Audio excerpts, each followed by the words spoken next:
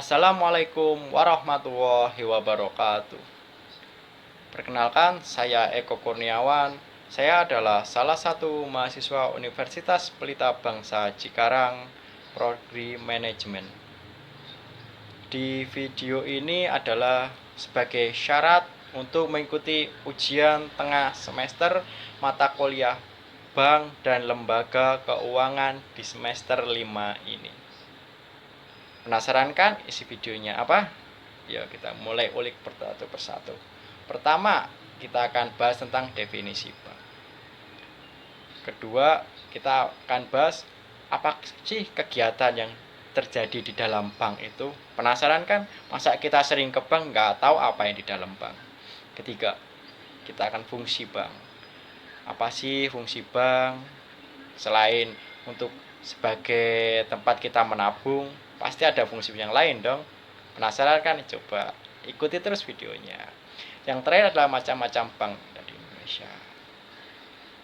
Pertama, kita bahas tentang definisi bank. Menurut Undang-Undang Nomor 10 Tahun 1998, definisi bank adalah badan usaha yang menghimpun dana dari masyarakat dalam bentuk simpanan dan menyalurkan kepada masyarakat dalam bentuk kredit atau bentuk-bentuk lainnya dalam rangka meningkatkan taraf hidup masyarakat banyak. Bank termasuk perusahaan industri loh, karena mereka memberikan pelayanan jasa kepada masyarakat. Bank juga disebut sebagai lembaga perantara.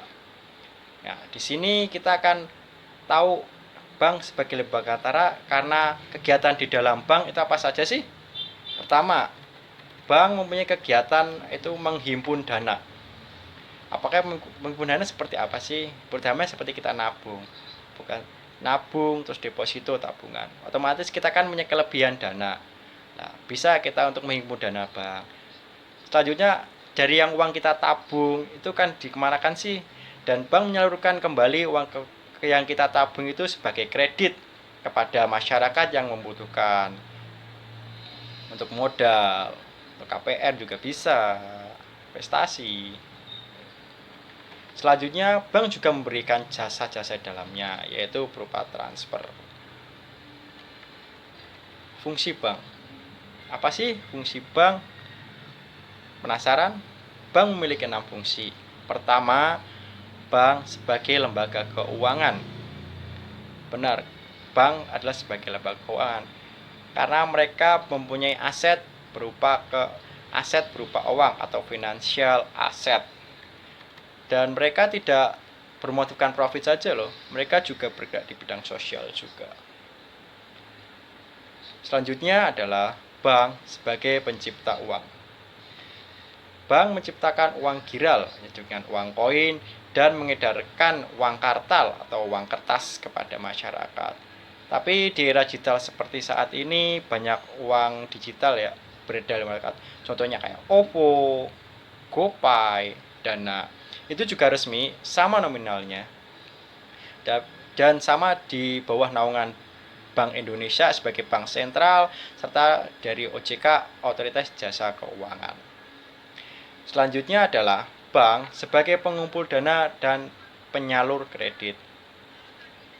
Ini sama seperti kegiatan dalam bank, yaitu mengumpulkan dana serta menyalurkan kredit. Dan bank juga dari mengumpulkan dana tersebut, bank memberikan bunga simpanan serta di dalam kreditnya bank juga memberikan bunga. Jadi bank juga memutarkan apa uang yang kita simpan di dalamnya. Selanjutnya, bank sebagai pelaksana lalu lintas pembayaran. Bank sebagai lalu lintas pembayaran di sini yang dimaksud adalah bank menjadi jembatan antara penerima dan pembayar. Ya, semisal zaman sekarang itu online, bank adalah sebagai bisa dibilang bank sebagai sentralnya yang menggerakkan keuangan itu dari pembeli ke penjual. Selanjutnya adalah bank sebagai stabilisator moneter. Bank juga mempunyai tugas untuk menstabilkan nilai tukar, harga-harga barang, terus juga membantu apa nilai tukar, nilai kurs juga. Selain itu, bank juga berperan dalam kegiatan moneter juga, termasuk bank sebagai pusat perekonomian, sumber dana, pelaksana lalu lintas, pembayaran, produktivitas tabungan, pendorong kemajuan perdagangan nasional dan internasional. Selanjutnya adalah macam-macam bentuk bank. Berdasarkan jenisnya, dibagi menjadi dua. Pertama, bank umum. Ya, termasuk adalah kayak BNI, BRI, BTN, CIMB Niaga, Mandiri. Bank perkreditan rakyat. Ya, isinya untuk perkreditan rakyat. Contohnya kayak bank, tapi semua bank sekarang udah termasuk bank perkreditan rakyat. Yang tapi yang sering kita temui biasanya bank BRI dan BNI ya. Lebih banyak biasanya. Menurut kepemilikannya dibagi menjadi 5. Pertama, bank milik pemerintah daerah. Biasanya ada embel-embel provinsi, kayak contohnya Bank Jateng, Bank Jabar, Bank Jatim, Bank Sumsel. Karena itu adalah milik daerah dan pemerintah, dikelola oleh daerah itu tersendiri.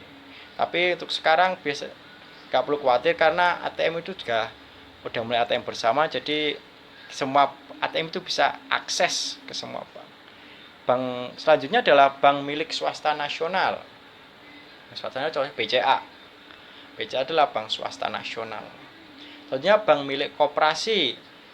Biasanya di belakangnya itu ada kayak nama embel-embel koperasi. Dan ini biasanya bersifat lebih, kan sistem koperasi adalah untuk mensejahterakan nasabahnya. Sama, bank milik koperasi juga sama sistemnya. Bank milik asing. Bank milik asing di sini adalah banyak kayak Hana Bank, itu Standard Chartered.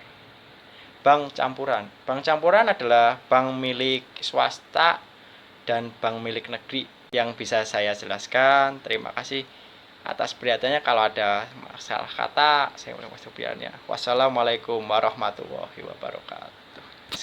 Terima kasih atas perhatiannya. Kalau ada masalah kata, saya ulang perhatiannya. Wassalamualaikum warahmatullahi wabarakatuh.